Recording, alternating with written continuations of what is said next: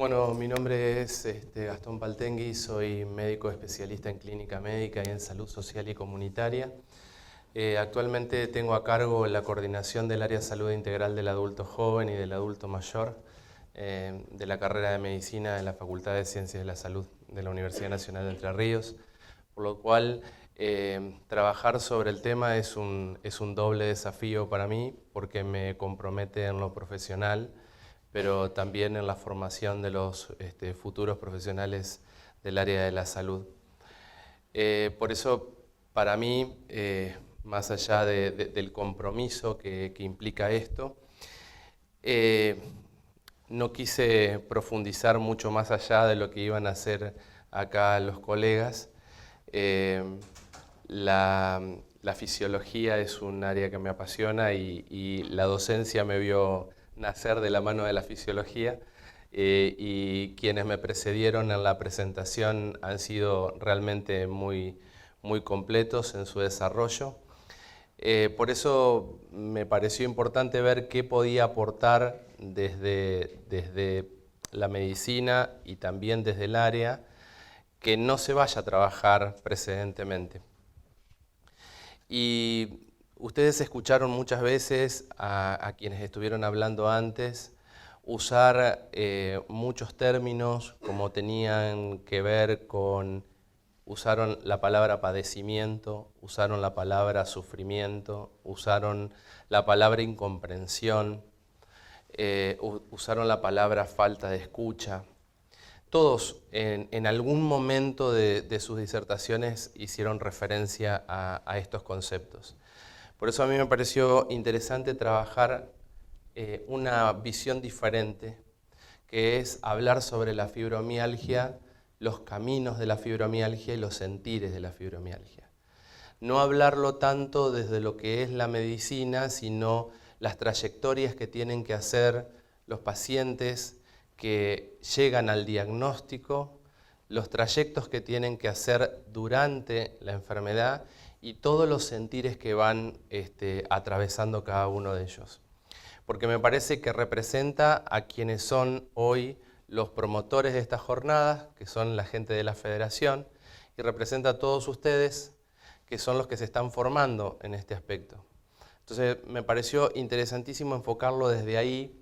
Hicimos un pequeño estudio de lo que sería básicamente el caudal de pacientes con el diagnóstico ya de la enfermedad.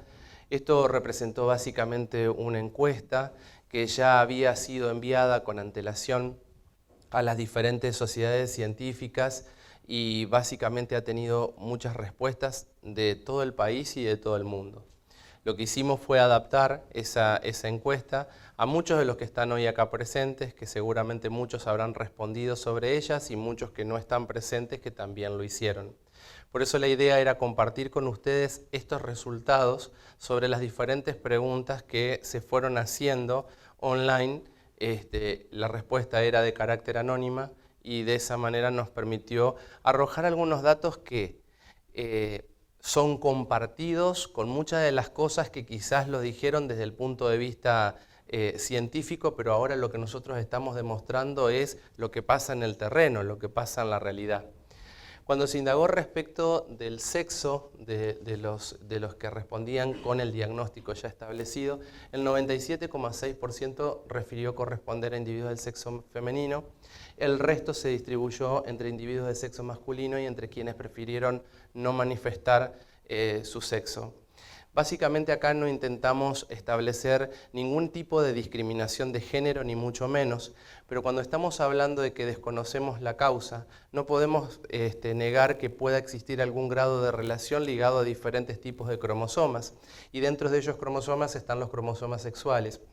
Por eso nos pareció pertinente establecer la pregunta, pero también considerar a aquellos que prefieran no manifestarlo. Esta manifestación no se aleja de lo que el especialista en reumatología hoy presentó, que es una enfermedad predominante en el sexo femenino. Respecto de la edad, indagamos respecto de lo que sería la edad actual al momento que se responde la encuesta y la edad al momento del diagnóstico. Fíjense que realmente es muy interesante ver que el 40% de quienes respondieron están en el rango etario entre los 46 y los 55 años y el 32% entre los 36 y los 45 años. Fíjense que el 70% de los casos aparecen en adultos jóvenes, ¿sí? No estamos hablando de adolescentes ni estamos hablando necesariamente de adultos mayores, que también encuentran sus franjas bastante importantes dentro de ellos. Lo que llama poderosamente la atención es la franja que corresponde a las personas que van entre los 15 y los 25 años y que relacionaba puntualmente con lo que hoy se estaba planteando, de que ya se están empezando a establecer diagnósticos a edades un tanto más tempranas. Al momento del diagnóstico, fijémonos que más o menos tenemos la misma relación, 45,9% entre los 36 y los 45 años, casi un 26% entre lo que sería los 26 y los 35 años. La especialidad del profesional que le habló por primera vez de la fibromialgia, pero no necesariamente llegó a arribar al diagnóstico. El 37,6% lo refirió al reumatólogo, el 20% al clínico y el 18,8% a lo que sería el generalista. El perfil del egresado de la Facultad de Ciencias de la Salud de la Universidad Nacional de Entre Ríos apunta a formar profesionales que se muevan dentro de este ámbito, sea dentro del ámbito generalista, dentro del médico de familia, dentro del médico clínico. Fijémonos que entre el generalista y el clínico representan solo el 38,8%. Es decir, que estamos hablando de, sumando dos especialidades, el mismo nivel de la reumatología. Esto respondió un poco a la historia de la enfermedad, que durante muchos años se la dio como una potestad de los reumatólogos, que hoy se lo debaten entre los reumatólogos y los neurólogos, pero en definitiva es tuya, es mía, pero en definitiva no es de nadie. Y quizás la puerta de entrada al sistema de salud de cualquier tipo de paciente termina siendo siempre el médico generalista, el médico de familia, el médico clínico. Si mejoramos las competencias de ustedes para poder identificar la enfermedad mucho más tempranamente, no va a haber necesidad de llegar necesariamente a un especialista que sí lo va a tener que abordar, pero al menos a poder charlarlo. Y esto tiene una importancia fundamental cuando veamos las otras preguntas que van a venir después. La especialidad del profesional que diagnosticó la fibromialgia, el 61,2% lo hizo básicamente con un reumatólogo. Esta es la pregunta que quizás dispara un montón. Porque para poder llegar al reumatólogo que me diagnosticó la enfermedad, la pregunta fue, ¿a cuántos profesionales consultó antes de llegar al reumatólogo? El 27,1% fue entre 4 y 6. El 40% entre 1 y 3. Pero miren esto, el 18,8% fue a 10 o más especialistas antes de llegar a su diagnóstico. Es decir, que hay casi un 20% de pacientes que deambulan por diferentes especialidades sin que nadie haya podido reparar en el diagnóstico de la fibromialgia, que ha tenido que llegar en última instancia al reumatólogo. De eso estamos hablando de poder identificar precozmente, más allá de que quizás no contemos al alcance de la mano con biomarcadores, ni con un montón de otras cuestiones que hasta este punto ni siquiera sé si son excluyentes y necesarias para poder identificar la enfermedad y poder derivarla al especialista que corresponda. Porque en el medio de todo este camino de llegar a la enfermedad y de continuar en la enfermedad, hay todo un manoseo, entre comillas, que es absolutamente innecesario y que si lo queremos ver en términos de economía y de gasto público, estamos hablando de un montón de pacientes que están haciendo estudios innecesarios, invasiones innecesarias para llegar a una enfermedad que hoy por hoy, con herramientas clínicas suficientes, podemos abordar. Los síntomas que más le molestan, obviamente estamos hablando de casi el 78,8% habló del dolor, pero hay un 13% que habló sobre los trastornos del sueño y un 8,2% que habló sobre otros síntomas que después vamos a trabajar un poquito. Las actividades del día que más se veían comprometidas, fíjense que casi el 86% habló sobre las tareas de la casa. También esto tiene que ver muchas veces con las cuestiones culturales y estas cuestiones de género que poco a poco se van rompiendo, pero tiene que ver con que la mayoría de las pacientes que padecen esta enfermedad, estábamos hablando de mujeres, y que la cotidianeidad de las actividades que desarrolla la mujer están dentro del ámbito de la casa. En la cultura del hoy, para las mujeres de la edad que afecta la enfermedad, representa prácticamente la mayor proporción de las cosas en las que compromete. Ustedes van a ver que quizás hay unos valores bastante heterogéneos que nos suman un total de 100%, porque acá la encuesta, digamos, activaba la posibilidad de poder responder varias cuestiones. Fíjense que el 68,2% se comprometió también en el descanso y en el trabajo que se hacía esencialmente fuera de la casa. Otras expresiones, porque también permitía la posibilidad de que cada uno pueda expresarse libremente, era que usé palabras textuales de las personas que fueron respondiendo. Era, me cuesta levantarme para empezar el día. Esto va relacionado muchas veces con la rigidez que se produce a nivel nocturno. El moverme fuera de mi casa, el hacer cola para pagar o cobrar, no soporto estar parada, sentada mucho tiempo, y ahí entrábamos en una gran diferencia, porque había personas que manifestaban no poder estar sentadas mucho tiempo y había personas que manifestaban no poder estar paradas mucho tiempo. Pero cuando hacíamos el promedio de las manifestaciones, la mayoría referían a las parestesias. Parestesias para ustedes, hormigueos para ustedes, como la herramienta que determinaba el fin de ese estado. Si estoy mucho tiempo sentada, empiezo a tener hormigueos que me obligan a pararme. Si estoy mucho tiempo parada, empiezo a tener hormigueos que me obligan a sentarme. Pero cualquiera de las dos condiciones se limitaba el tiempo de estadía, parada o sentada. El cargar bolsas del supermercado, todo lo que implique tener los brazos levantados, y ahí empezamos a entender por qué las tareas de la casa terminan siendo las más comprometidas, porque para poder tender la ropa, para poder tender la cama, necesitamos alzar los brazos. Muchos explicaron que tener los brazos levantados durante mucho tiempo era otra de las cuestiones que lo comprometían, el subir y bajar escaleras, el hacer fuerza, el tener vida social. Y es importantísimo hablar sobre esto de que me limitan el tener vida social, porque empieza a ser considerada la fibromialgia no solamente como un factor de discapacidad física, no solamente como un factor de discapacidad psíquica, sino también como un factor de discapacidad social. Es decir, yo empiezo a encontrar en el ámbito de mi casa un ámbito donde me encuentro con mayor seguridad que salir afuera, a donde no sé si me voy a poder sentar, si me voy a poder parar, donde no sé si el otro con el que yo me estoy encontrando puede comprender verdaderamente lo que me pasa cuando no me puedo sentar, cuando no me puedo parar, y esas particularidades creo son importantes. Piensen ustedes en el ámbito de estudio. Si ustedes están recibiendo una clase de un profesor y se paran y se sientan y se paran y se sientan, yo lo voy a percibir como desinterés, como incomodidad, como inquietud. Lo voy a pensar desde el lado de que quizás haya una cuestión física en ustedes que les implique permanecer mucho tiempo sentados, y me parece que es importante para poder tenerlo en cuenta. Las actividades cognitivas, hablábamos de leer durante mucho tiempo, usar pantallas durante mucho tiempo, escribir mucho, estudiar.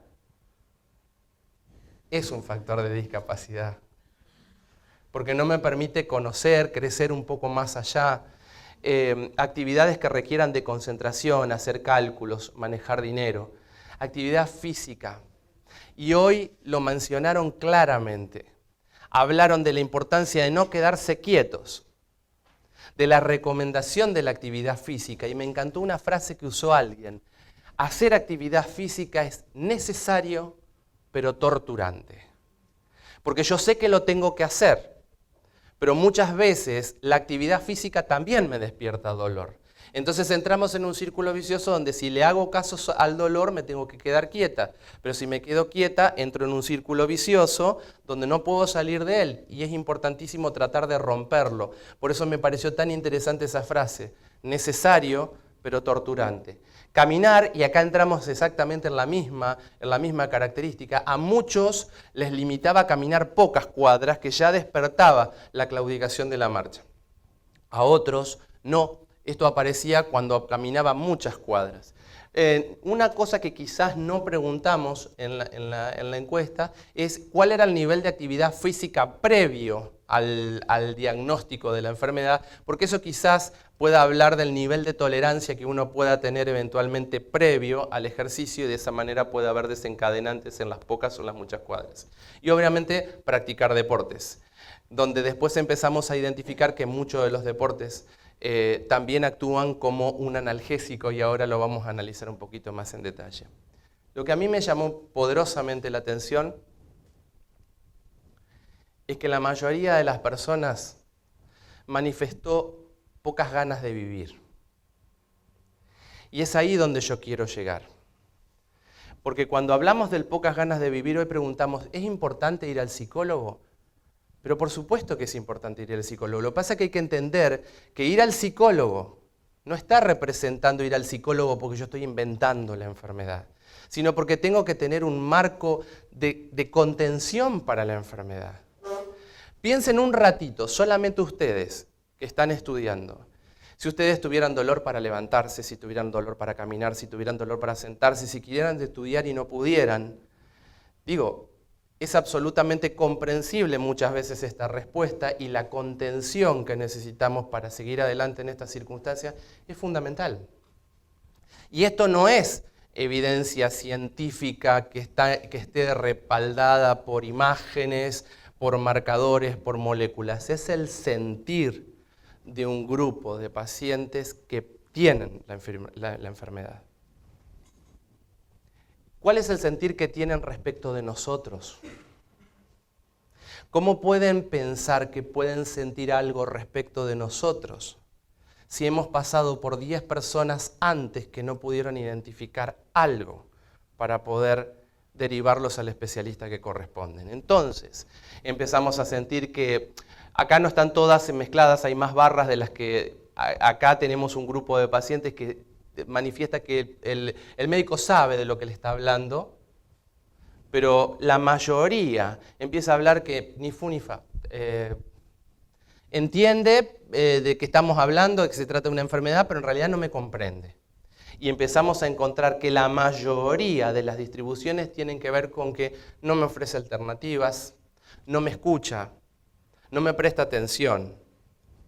Y lo que quiero que presten muchísima atención es que esta escala es la que corresponde a parece que le molesto siempre.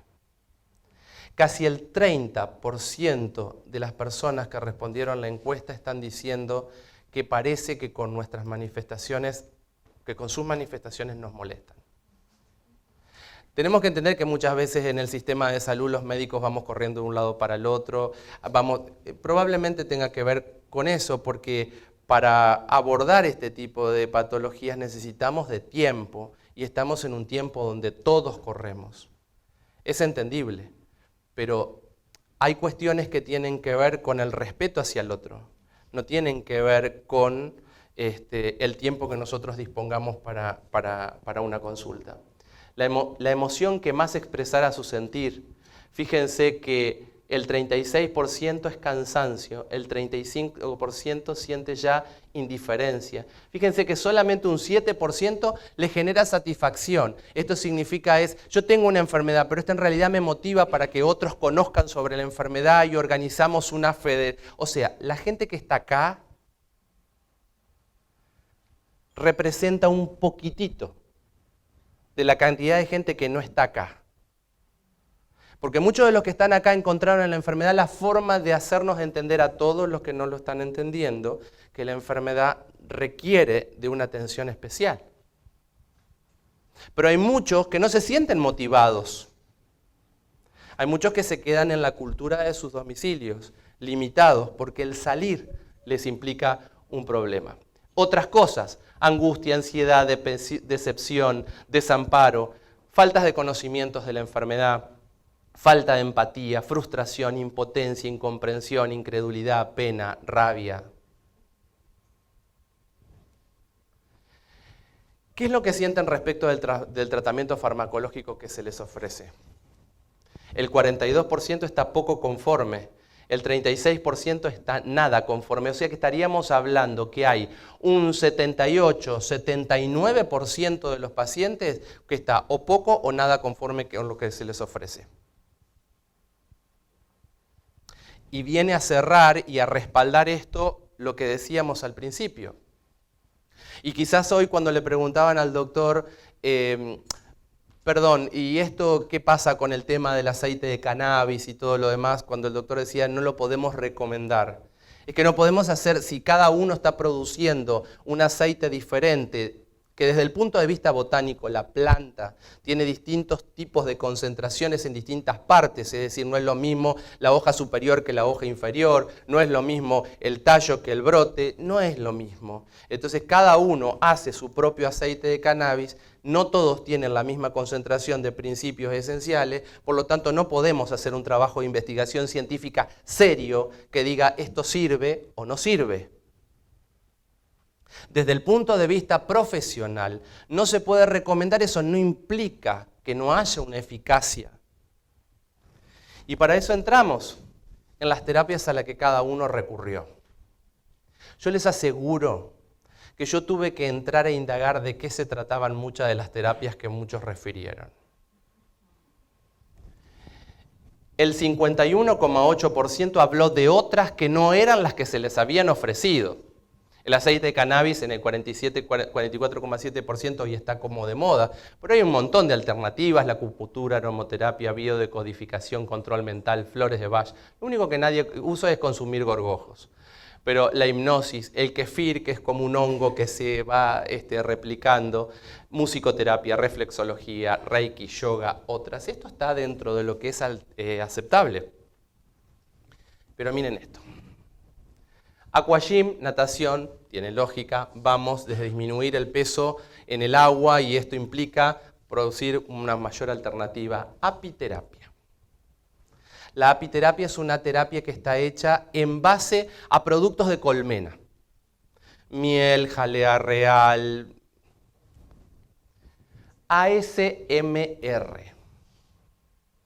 ASMR es una terapia de relajación online. O sea, yo pongo como un videíto donde hay del otro lado una persona que hace sonidos y a través de esos sonidos yo logro la relajación para conciliar una de las amenazas que me implica, que es el no poder conciliar el sueño adecuadamente. Ayuda espiritual. No es cuestionable si entendemos que salud es cuerpo, mente y espíritu y si queremos mantener un equilibrio adecuado tenemos que tener buena salud corporal, mental y espiritual. Esto referido desde lo que era en lo espiritual el yoga, el reiki, el control mental, hasta consultar con el pastor o el sacerdote que le hace de guía espiritual. También. Caminatas a muy bajo ritmo, cremas analgésicas, electroacupuntura, es como una variante de la acupuntura tradicional donde a través de 2 agujas se hacen descargas que van pasando de un lado al otro, descargas eléctricas puntualmente. La estimulación magnética transcraneal, que implica básicamente la aplicación de unos electrodos a través del... estoy canchero porque leía todo eso, unos electrodos que se aplican a través del cráneo y emite ondas electromagnéticas que van a ir estimulando digamos, lo que es el metabolismo neuronal, grupos de autoayuda, fisioterapia, fútbol, hidroterapia, homeopatía, Cambó.